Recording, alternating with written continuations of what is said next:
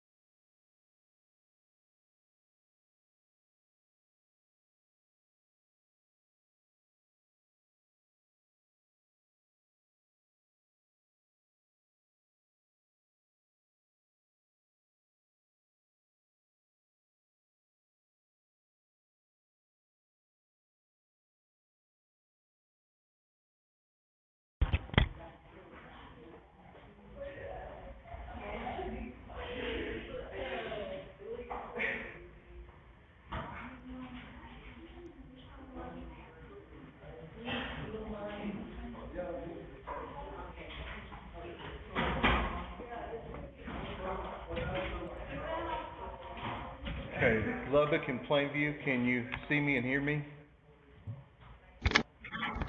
Yes, sir. All right, good, thank you. Fitz, you there? Lubbock, are you there? Hello? Is Miss Fitz there in Lubbock?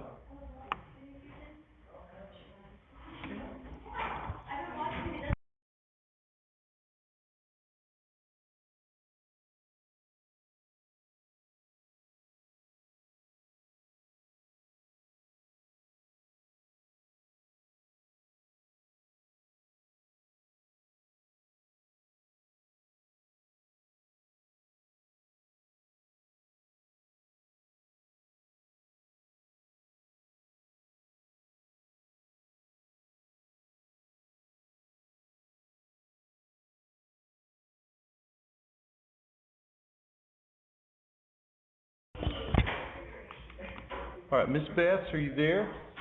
Lubbock? Looks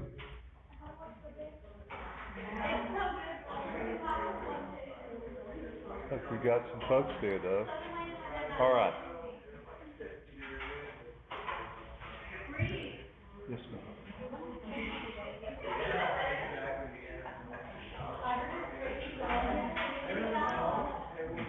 Okay, so you're gonna have to go now or right after class? A little earlier? Oh, okay. All right, good. That's fine. No problem. She know where to find you? Okay. All right. We'll get started here. Glad everyone's in a good mood and exuberant. Nice day. I want to show you something. I want to switch, if I can, to the dot cam, and, let me push the correct button and get there. But I want to show you this. This is your, grade sheet that I gave you. And there have been some questions about this, but let me just, talk about this for a moment. I'm not sure why I'm getting that. See if I can get off this for a second. I'm here, John. All right, very good. Thank you.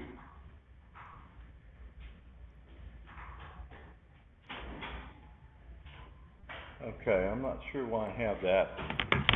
I'm not going to show too much on there, so I can't get rid of that balance thing on the menu. There we go. There we go. Okay. Some people's theory about computers is you just keep pushing buttons. Not always the best recommended thing to do, but sometimes it does work. Now, you have this sheet in your syllabus, right? And I do want to refer to it, and you know that, let me get a pointer here, if the one that I can hang on to, if you can look back, and if you need us to tell you what your grade for part 1 or part 2 is on your test, there's an equal sign there, just add those two together, that's your grade so far for this semester. Okay, so we've just taken one unit exam. Yes, sir. Do you ever get the extra credit? I'm working on it. I'm sorry. I was going to try to wait until I put those into Blackboard if you have extra credit, and then I need to send you all an email, and I will do that. So it'll just be added points to that. So if you earn, question is, just any time you can keep track of this for yourself if you're wanting to do that. It'll be on Blackboard soon, and I'm sorry for the delay. We've had some issues, and I take the blame for most of that. So anyway, we're going to get there, but just be patient a little bit longer. Hopefully this week I'll have those on Grade Center on Blackboard, and if everything works well and we continue to not have problems, then we'll be fine. Come on in. Glad to see you. Now I want to go back up just a little bit and talk about drawing. So I want to move this out of the way. But if you got questions about grades, email me. Ask your facilitator there. They can give you some good advice and help if you're not sure about grades, because I think everybody's pretty much caught up. I want to show pencils again, and I want to talk about that, and then I want to talk about pen and ink. This is a couple of flat pencils that I have, and the neat thing I like about these, some people call these carpenter's pencils, because carpenters stick them in there. They've got a little pouch in their overalls that they can put them in, but you've got a wide piece of graphite exposed, and then it can be thin, so I like those to use. I use them in my drawing. I have this mechanical pencil, which is kind of a neat thing because you can push down on the little plunger here and the graphite stick comes out. And if you've done drafting, now drafting these days is all computer graphics, but I learned in the day, I know both because I learned in the day when you had to have tools like this. And so I like to use these sometimes, but I was going to lay these out here. Now here's a 9B pencil. This is a graphite stick. And I'll show you in a minute how dark that can be and how dark it is. Here is a 2B pencil, and here is a not 2B pencil for you Shakespeare fans. 2B or not 2B? That is the question, whether it is better. Well, okay. So here's a 2B and a 4B. The 4 is twice as soft as the 2. Let me see if I can open my iris up on this a little bit more. So the 2 is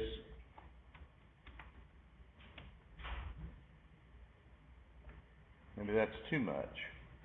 The 2 is harder, because they take the graphite that's mined, comes from the ground. I'm getting too close up, it can't, there we go.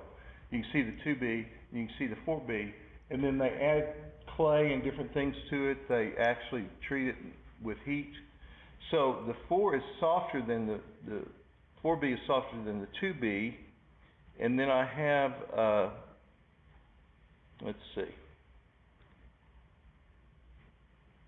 I have a 6B here, and then I have what's called an H, and some people say, okay, the H stands for hard, so why doesn't the graphite is soft, so why don't they have an S there? I can't answer that question, it's just the way that it is. But I'm going to put these together, and you can see, if I make a mark here, back off just a bit here, that this is a fairly light mark. Well, can't hardly see it, right? But if I put these pencils together, and then if I put this 9B together, and if I can hold all these together and not drop something. I dropped something the other day and it went in this little cubby hole raceway for the wires, and I had to get down on my hands and knees to get it. But if I make these marks here, you can see the difference in how some are lighter or darker, right? And this 9B gets super dark easily. It gets this shiny graphite on it. And if I tried to shade with this H pencil, I have it here somewhere.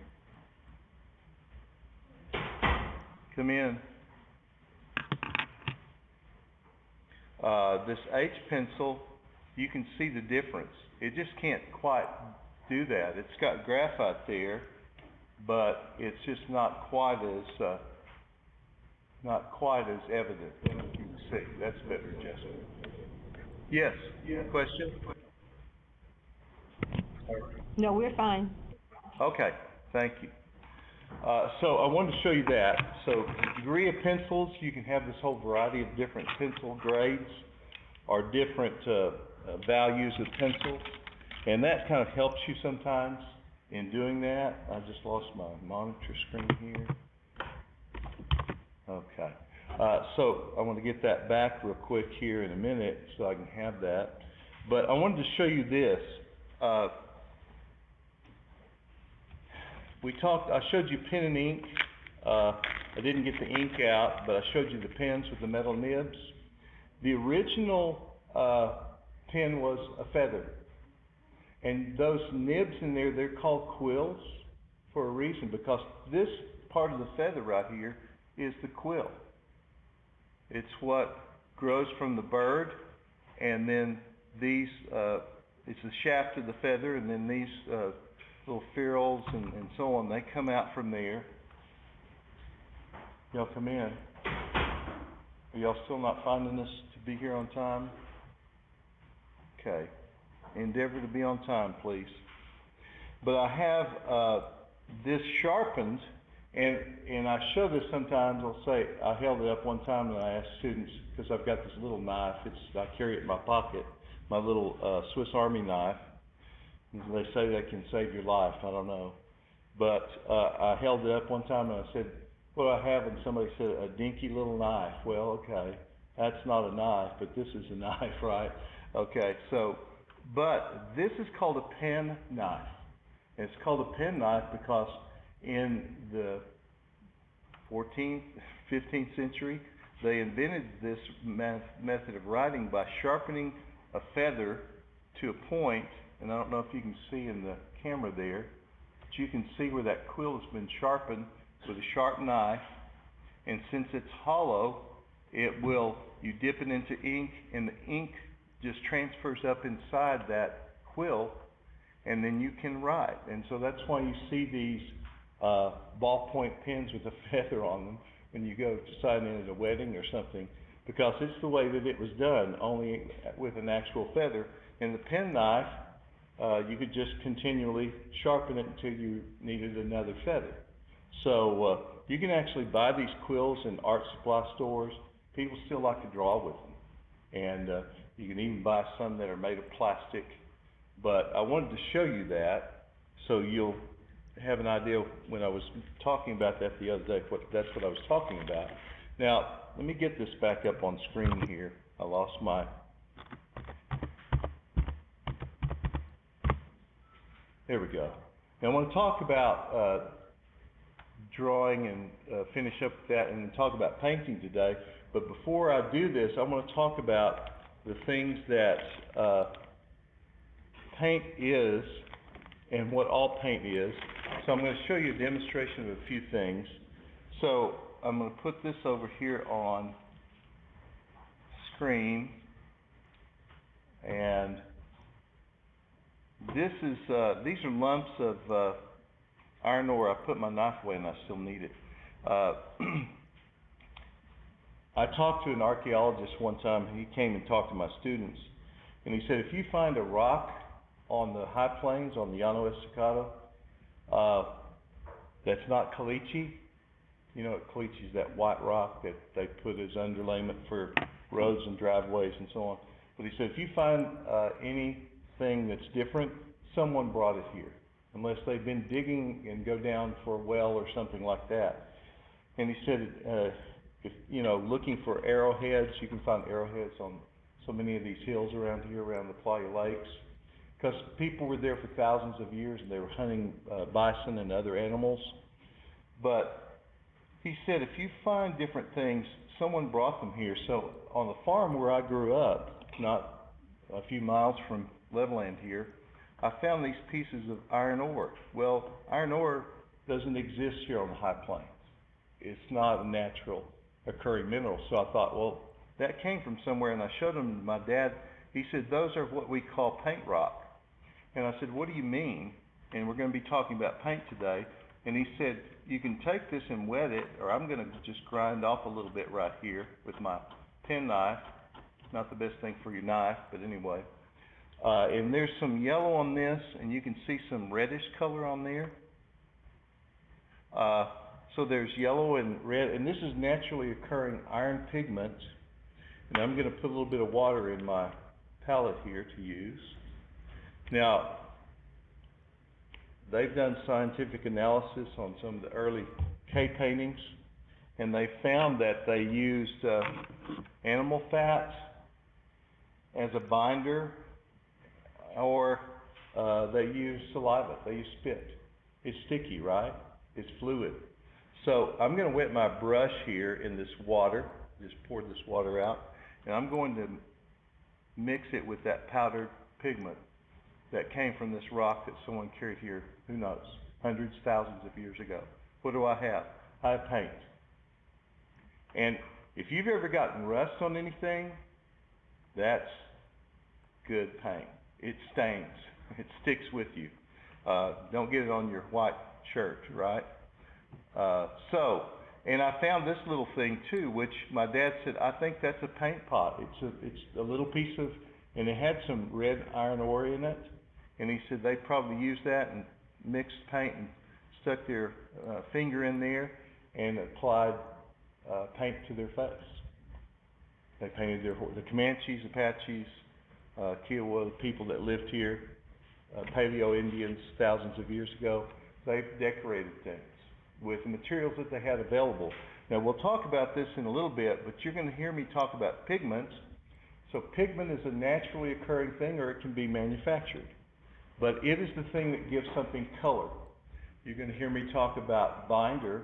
Binder is the thing that makes it stick. And you're going to hear me talk about solvent. Solvent is the thing that makes it fluid. Now, I could dip my my quill pen into a mixture of this and draw with it. You could say that's drawing. I could dip my brush into this paint, though, and I would have not ink, I would have paint. And so I would be painting. So it depends on what you use. I want to talk about different kinds of paint real quickly here, and different things about brushes. I brought a variety of brushes. I'll move this pigment out of the way here. And a whole different variety of brushes. Some of you watch Bob Ross on TV, anybody? Yeah, he's amazing, he's entertaining. Friends and I said one time, you know, it would be great to go to the lecture, for a painting class with a Bob Ross wig on. And this guy said, the only thing is I don't want anybody to think that I'm making fun of Bob Ross, because he's cool, right? And his son is kind of carrying on the thing, but he looks nothing like Bob, and he sure doesn't have that signature hairdo. So the late Bob Ross will honor him today. Now I have a variety of brushes here, and I'm going to talk about this in a little bit, but these brushes have something in common. Get a couple more here. They have bristles. You see the small and large ones, a little tiny thing here. Wide ones here. They have the bristles. Some of these are synthetic and some are natural. This is hog hair. This is made from a pig someone clipped, right? That's stiff hair, right? If you ever, you should handle show animals, right? So it's stiff hair, the hog bristles are. And they make great brushes because they're very absorbent of the paint. This is a sable brush, and it's a fairly expensive brush. It's a big wide one. If you bought a brush like this now, it's pricey. And then some of these are more synthetic. I think this is squirrel hair here, and I think this is goat hair that's in this. So people use animal hair, and then they attach it some way. Here's a ferrule, and some of these are plastic that holds the bristles together and then attaches them to the handle. So you've got a handle, a ferrule, and the bristles. And there's probably some glue in there to hold them together. See this fan brush? Bob Ross uses one of those all the time to paint his happy trees or happy clouds or whatever. So now I was talking to a professor at Tech one time in ceramics class, pottery class, and he said, we can make our own brushes if you just have animal hair and you have a handle, and we can get some epoxy to help hold the stuff together, and you can make a brush. And he said, you find any animal, even a dead skunk, and cut their tail off and bring it to class, I'll help you make a brush. Well, guess what? I was driving home that afternoon. Somebody had run over a skunk. And so I backed up my car, and I was driving this classic 67 Impala coupe. Anyway, I don't have that anymore, sadly, but anyway. I got my pocket knife, my trusty pocket knife out, and I cut the end off that tail. It didn't smell the worst it could smell. You know what a skunk smells like. But I cut that tail off, and he said, if you have a handle, even hollow, something like an old fishing rod bamboo, that would work great. He said, bring some fishing lines, some epoxy, and I'll help you make a brush. Well, I show up the next day with the ingredients. And he said, did you wash the skunk tail? And I said, yes, sir, I did. My mom, I had to convince her it was okay, but I washed it and set it out on a piece of newspaper to dry it. Now, you can see this brush. It looks kind of tragic, right? This is my skunk tail brush I made all those years ago. In fact, this is a piece of a bamboo fishing rod my grandpa had given me, and it was broken.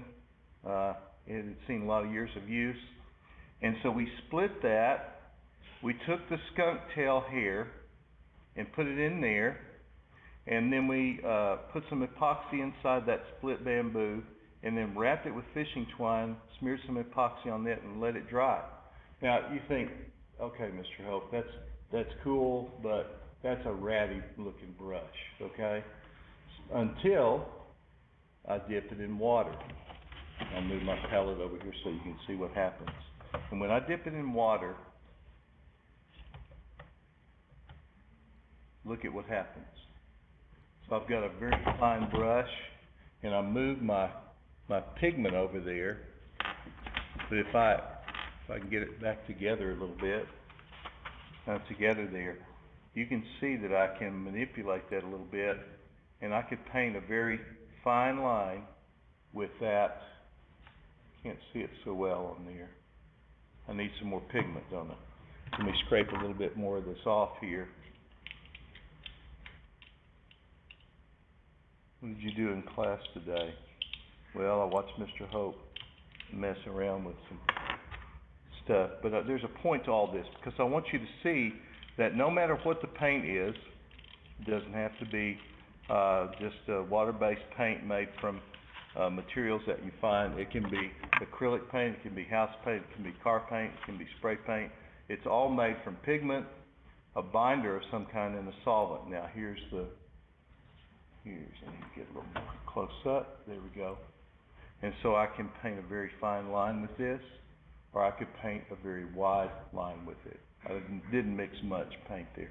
Anyway, so even the lowly skunk tail can be a fairly decent brush, and I still use that thing sometimes for certain things if I'm doing watercolor. And real quickly, I'm going to talk about surfaces. I'm going to talk about different kinds of paint. You have to have a surface to paint on. You can paint on wood, you can paint on paper. Watercolor, you paint on paper. Sometimes you paint on canvas. You can have a canvas board. This is just a piece of cardboard that's very nice and sturdy and flat, and it has canvas attached to it. You can see the texture of the canvas. And so these, adjusting my light, sorry. But you can buy these at any art supply store. So you can paint on that, and it's canvas, it's primed canvas. You can also have canvas like this that's stretched onto a board, stretcher bars they call it. And so it's unfinished canvas on one side, but it's primed on the other. I did these for a demonstration. I'll hold these up and to show how you put the value in and then you do the paint. This is done with acrylic. These aren't finished, but you can paint on canvas, you can paint on paper, you can paint on wood panels, you can paint on, this is a landscape that I did for a demonstration, and it has, you can see the 1x2s that I put together, and this is just a thin piece of plywood that I primed and then gessoed and then painted on top of that. And this is not finished, but anyway, it kind of gives you the idea.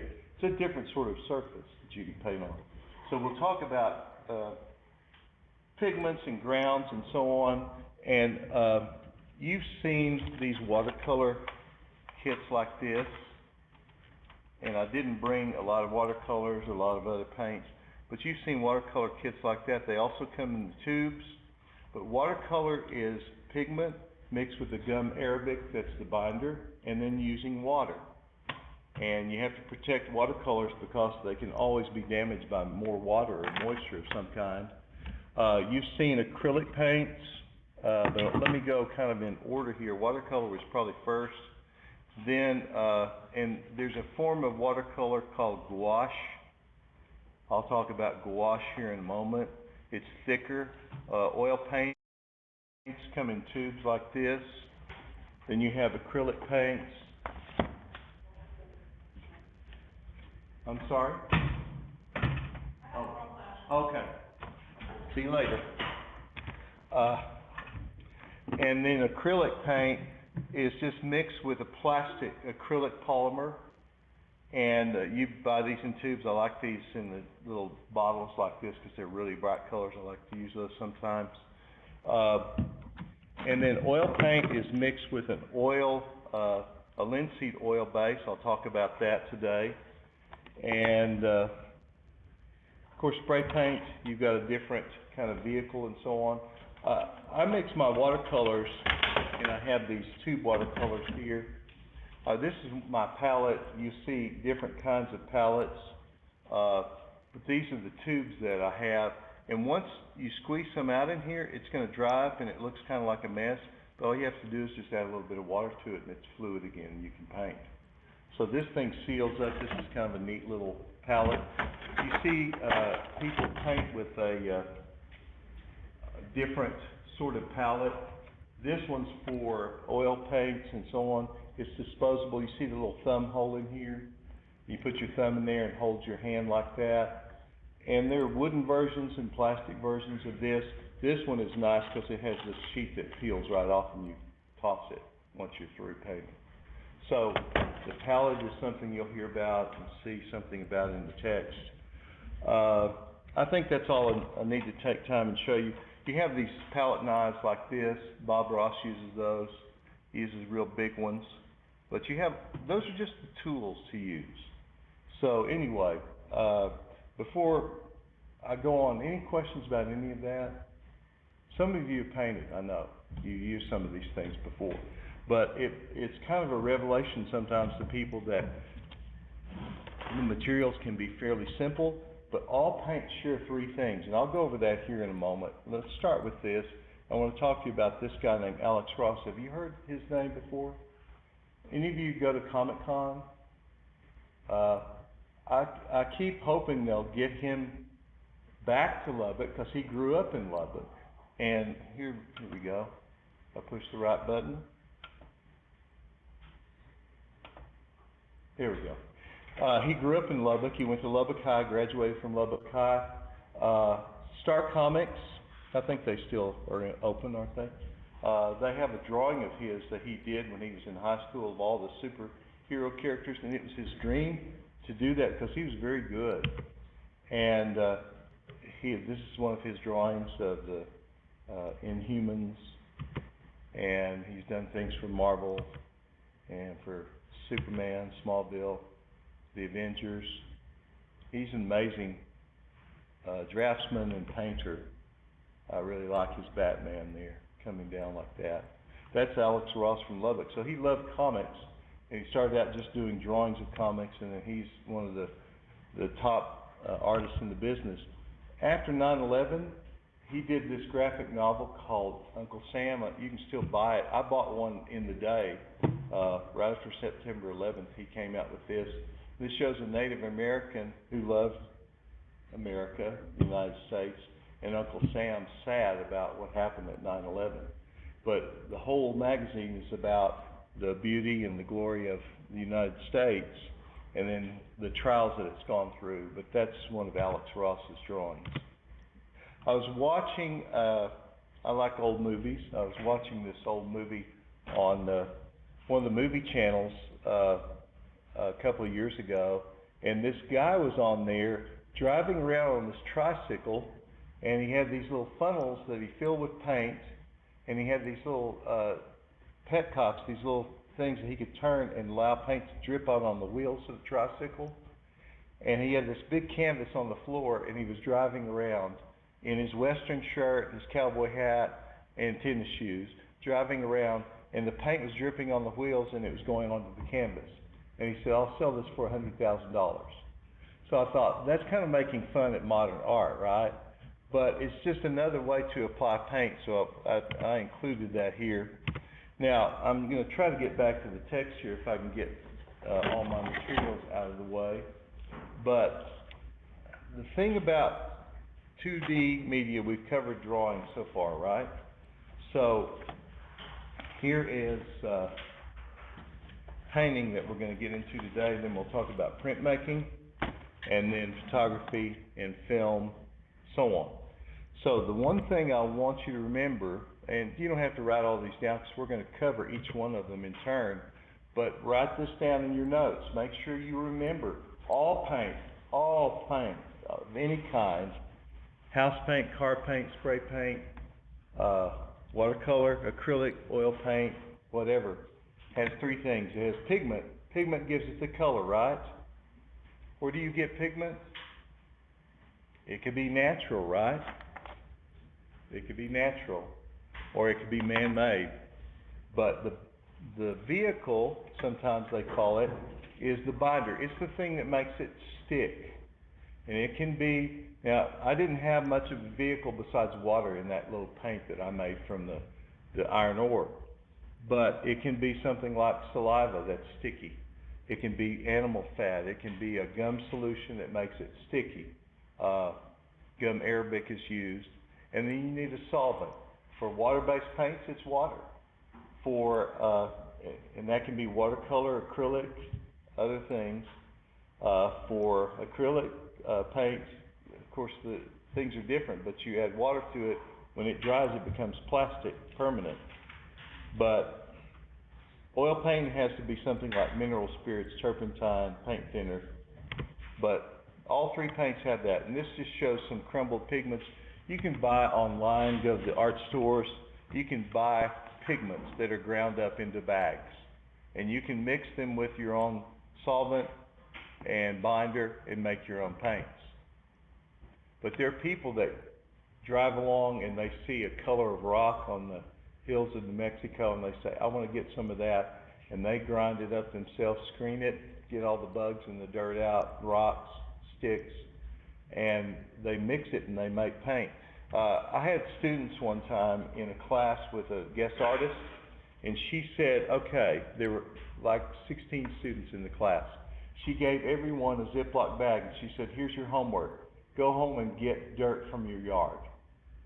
Well, some people, there were two guys that lived next door to each other, and then a couple more that lived on the same block, and some lived way out in the country. They rode a bus to school, and so there was a big variety, all these different dirt, soil types that were possible, but we thought for sure the guys that lived next to one another would have the same color dirt. Guess what? Now, one person forgot. It's predictable, right?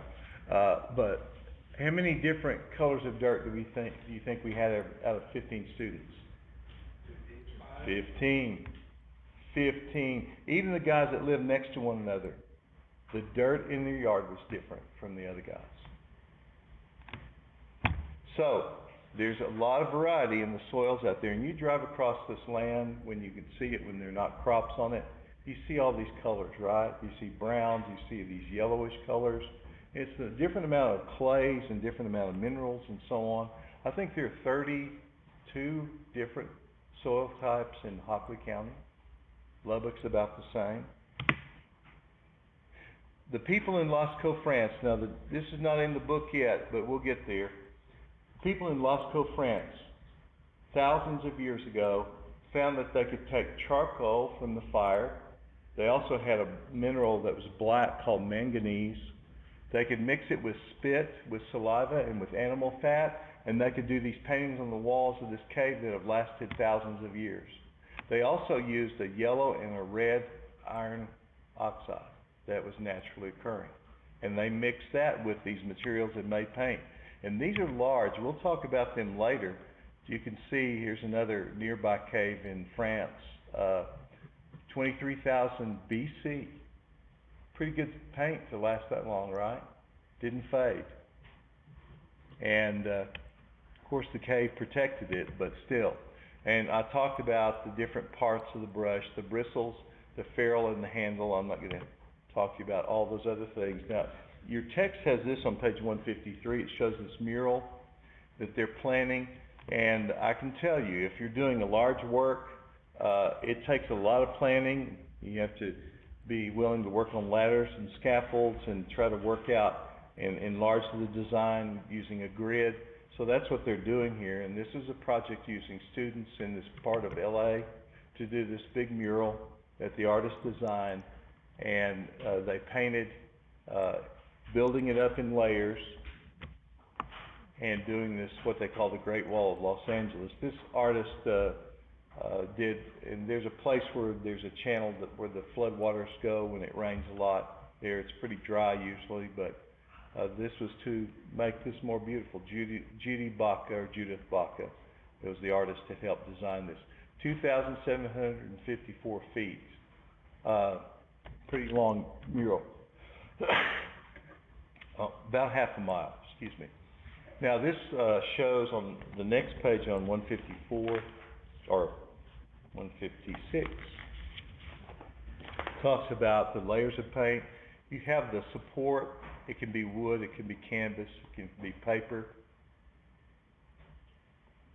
Some paints like oil paint and other types can be built up layer by layer. This shows Lady Pink, and her name is Sandra Fabara. I'm not familiar with that. Another name, Lady Pink, that's her kind of famous name she goes by. She's using spray paint here to do this painting. So you have a whole variety of things that people use. I'll show you some more of those. The text talks about how paint is built up in layers, and you do a glaze or a thin area of paint and build it up to finally get there. This is oil paint. This shows impasto, thick paint. I've talked about Vincent van Gogh's paintings. We built it up very thick layers of paint on there. You have this on page 158. Shows this tree painting, oil and canvas, the jack pine. And this guy, in the early days, before there were really a lot of good parks established to protect the wilderness, he did paintings like this to show people how beautiful it really was in Canada, and to want to preserve what's there. So it talks about painting as kind of a motivation to have interest in preserving things. Mural is a large painting. Now, I'll talk about this a little bit later, but a mural is a large painting. Now, the mosaic that's on the Student Services building here that my wife and I did, that's made of little glass tile. That's not a mural. People say, I love your mural. Well, thank you, but that's not a mural. It's a mosaic. So there's a difference. So anytime you see a mural discussed, it's a very large painting. And they differentiate that between a large painting and an easel painting, which is like the small canvas I showed you, something that could fit on an easel. Now, you don't have to write all this down, but look at the first word there, fresco. It means fresh. And fresco is painting on plaster. And you have to do the painting on moist plaster that's still drying, and it's binding to the wall. So you put plaster on the wall, you put this water-based paint on it, and it begins to become part of the plaster as the plaster is becoming part of the wall. So it's a very permanent thing if it's done right. Now, I won't talk a lot about buon fresco, which is the true fresco, fresco secco, and so on. But you've got to work fairly fast, and you can only do a small area in a day. And then you can't go back and paint on it because it's not going to be part of the plaster. The plaster's already dry. So there's a drawback in it. Your text shows this on page 161. You have this, shows the fresco technique. And of course, someone's applying the plaster, and you usually have not the artist doing this because he's busy getting the paints ready. And usually he's using fresh pigments that he's either gathered himself or bought, and he mixes that up. He transfers from the cartoon, the large design, to the plaster using charcoal lines or maybe impressed lines, and then he's painting that on there. So you can only do a little part in a day. I'll talk about that in a moment. I think you have this on the next page in your text. No, it doesn't have this. This should be here because Jose Clemente Orozco was a painter from Mexico, and he painted frescoes like this, large paintings on walls. So every part of this he had to work, and you can see breaks in the color. You can see sort of an outline around the body there, and I'll show you somewhere you can see it better. This is in your text on page 164, I think. It shows this, how the paint's built up. The pages are stuck together. And how the fresco was made. This is Diego Rivera, which is another artist, Mexican-American artist that painted in this technique. But it's old. It's an old technique. It's thousands of years old, maybe. We know it's at least 2,000 years old. This is from Pompeii. When Mount Vesuvius blew its top in 79 AD, it covered the cities of Pompeii and Herculaneum with pyroclastic flow, 30, 40 feet of things entombed people there, mud and hot ash and rock. When they dug down, and they still are digging, they dig down, they find these houses. Look at the painting that's still preserved on the wall. It survived a volcano. Pretty sturdy stuff, right? So they were doing the same technique, plastering on the wall, painting on it. As the plaster dried, it became part of the wall, and it stuck pretty well. Here's one that I think is in your text on page 163. This is by the artist Giotto. Some people say Giotto, but they say Giotto. And this is a fresco. Now you can kind of see the figures, like the green figure down there with their back to us. And of course they're lamenting. This is a lamentation. They're crying. They think it's all over. Jesus has been crucified. They're getting ready to prepare his body to put in the tomb. You see the angels up there and all these people mourning. Well, if there's a sort of heavier line around each part, that's what we call a giornate. The Italians call it a day's journey, giornate. because it's all you can do in one day. It's all you can paint in one day. And Leonardo did this. He experimented with the fresco technique to do this and created this, probably one of the greatest paintings ever painted. But it started having problems because he was experimenting, not just with pure water-based paint.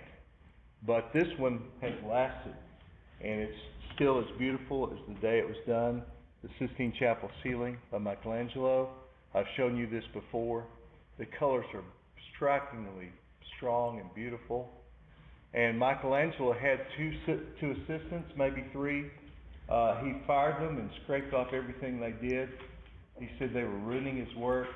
So he got rid of what they did and created his own masterpiece all by himself, which took him 4 years of his life. He said, I was never the same, because he had to work on scaffolding and do this painting. But it's an incredible work. Now here's one of the most famous panels, the creation of man by God giving man the spark of life. And here's what we call a giornate. Are you staying awake, sir? Talk to me after class, please. Okay. This is called a giornate, okay?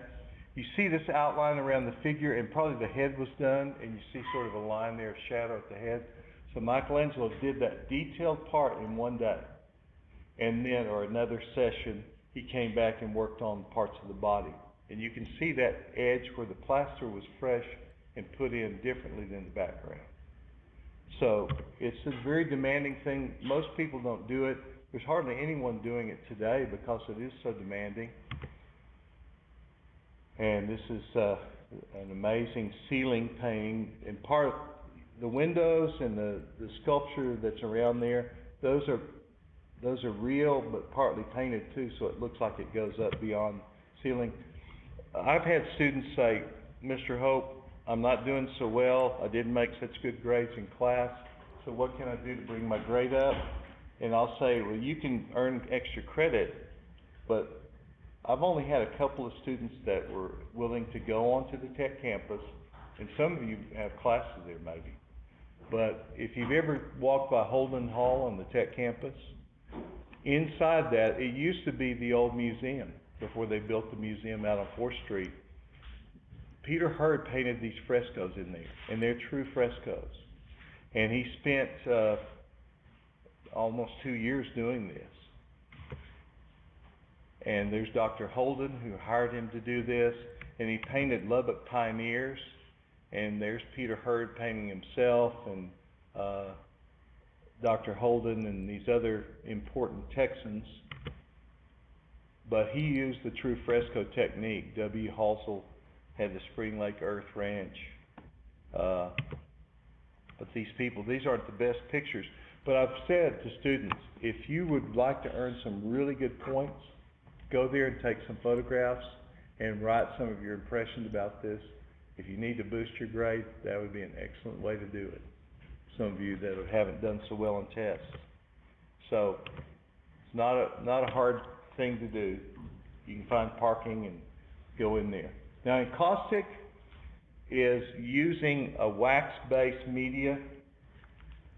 I don't know if anybody's ever done this or not, but you take Crayola crayons and scrape them, and you get them where you can melt them with put them in between paper or something, melt them with an iron.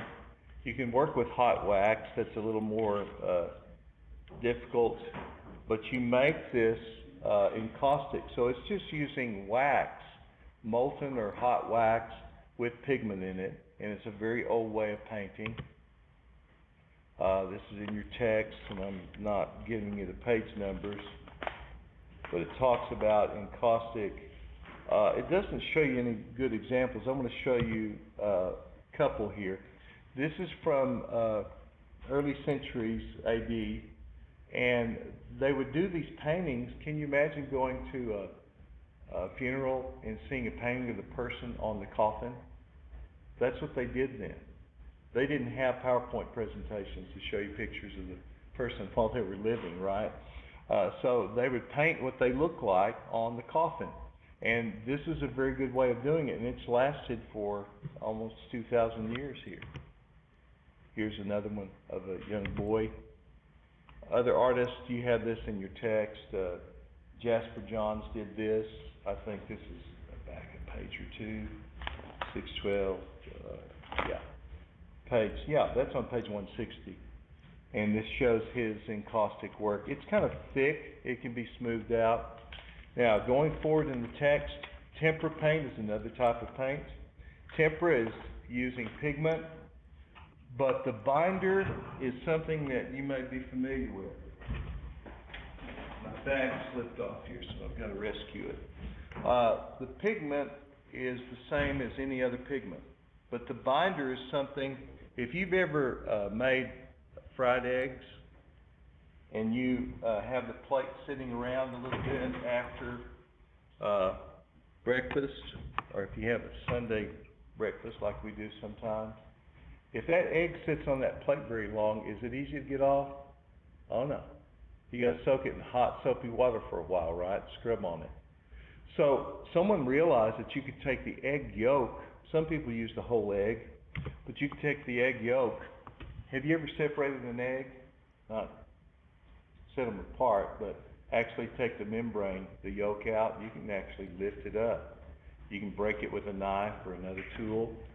But that egg yolk mixed with pigment makes an excellent paint.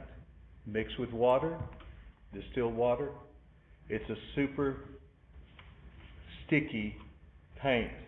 Now it's not used very often because you have to work with it, and as it starts drying you can add a little water to it, but you've got to work pretty fast. This is a painting that's done tempera with gold leaf, Duccio, Christ coming in on the little donkey into Jerusalem. This is a painting, a Madonna enthroned by Giotto. This is a lot of gold leaf. Now the thing about tempera paint in the day when it was first discovered, they couldn't blend it very well, but Giotto was one of the best to do it. And you have this on page 165 in your text. It shows Martini, Simone Martini, the artist, the Annunciation. This is Gabriel coming to Mary and saying, big news, you're going to bury the Christ child. And but you see the face there, and they make a point about this in the text, that there's not a whole lot of blending or modeling in the face. In the day when this was done, 1333, they couldn't blend it quite as well. So now some artists can do that. I'll show you in a minute. This is Adoration of the Magi. This is the three wise men, right? Coming to see the baby Jesus in the manger. Very detailed, but still a little bit stiff because of the way the tempera was handled. There's another famous tempera you may have seen, the Primavera by Botticelli. And he was very skillful, but it's very demanding. This is one we'll talk about later, Christina's World by Andrew Wyeth, tempera paint. Andrew Wyeth worked almost a year on this to build it up in layer by layer, mixing. He said, I probably used hundreds of eggs to do this. This is one of his egg tempera paintings. Text should have this. This is in the collection in the Dallas Museum. I've looked at this painting. It's an amazing painting. How realistic it looks. But building up layer by layer. And he learned a better technique. This is his painting honoring his father. After his father was killed in an accident, he put his boots on, and it's like stepping on this weed was the end of his dad's life. And this painting showing lace curtains, old worn lace curtains, doing it in tempera. Truly a master to do that. These are just some of his paintings. And to do water, one of the most difficult subjects, moving water. It's an incredible thing. And he uses watercolor too, and other things. That's Andrew Wyeth. I'll talk about him a little bit later. But that's him out on sketching with his watercolors running down the side of his vehicle there, out on site. Plein air means you're painting out in the open. He's got his buddy with him, his dog there. Oil painting, your text talks about the difference in oil and these other paints is oil stays fluid for longer. It's mixed with linseed oil. You all have seen sesame seeds on a bun, right? And if those are heated up, they can be pressed and you can get sesame oil. Linseeds are about the same. So they heat them up, they press them, and they get the oil out and mix it with a pigment. It takes it days to dry.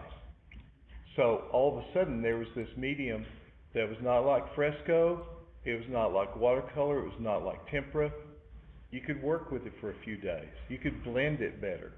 And so this revolutionized things, and this happened about the time of the Renaissance. So you began to have brighter pigments that were available through advanced trade with other countries. And then you had this new type of paint that you could use in a different way to provide these beautiful rich colors. Now this just shows the ground. It can be wood or canvas, but you don't need to know that about all the layers. Now on page 167 in your text, it shows this painting. Here's Jan van Eyck again. And here's the angel Gabriel. Look at those rainbow wings he's got. Gabriel, who is, that's symbolic of his celestial status as the messenger angel, right? He's the one that brings messages.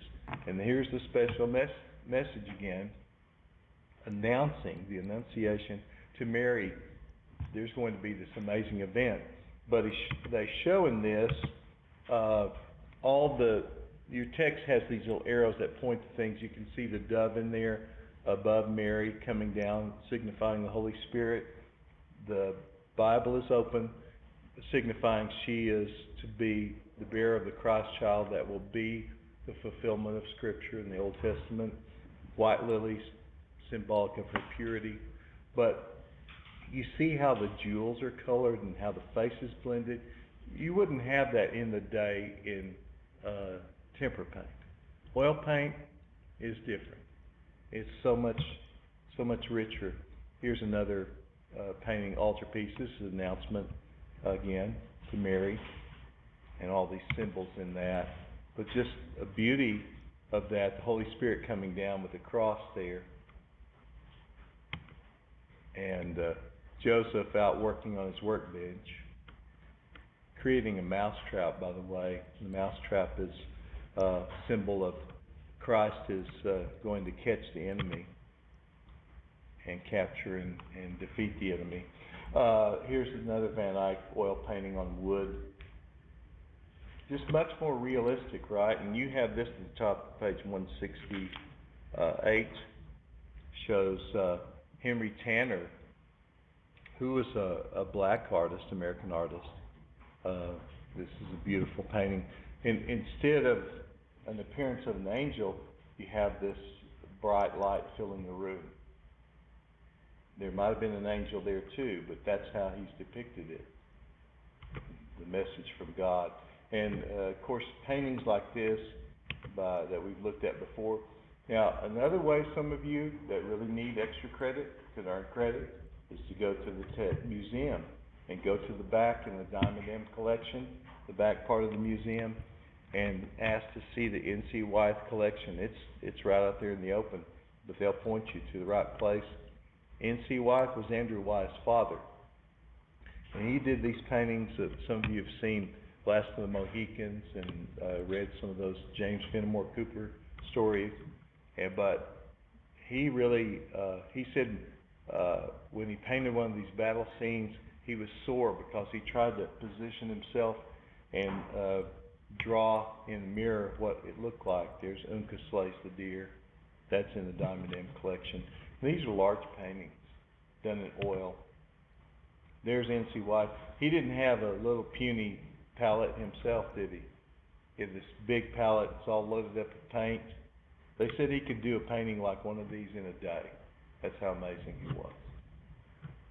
He was a genius and an amazing talent. That's his kids looking at this cloud that turns into this giant. And blind Pew trying to find his hat. I mean, very dramatic scenes, all done in oil. They said he did this in a couple of hours. His son wrote about it. This old dusty bottle, you can see where the dust has been wiped off. Pretty amazing. Paintings like this that were done in the early days of our country's founding. This one looks unfinished because it was just left like this, but the portrait of Washington is very clear there in oil paint. Watercolor we talked about. Watercolor is just water-based media, but it has a gum solution that makes it sticky. Now, I'm not going to ask you about what is aquarelle or what is the different types of paint. I had this a while ago, this gouache paint.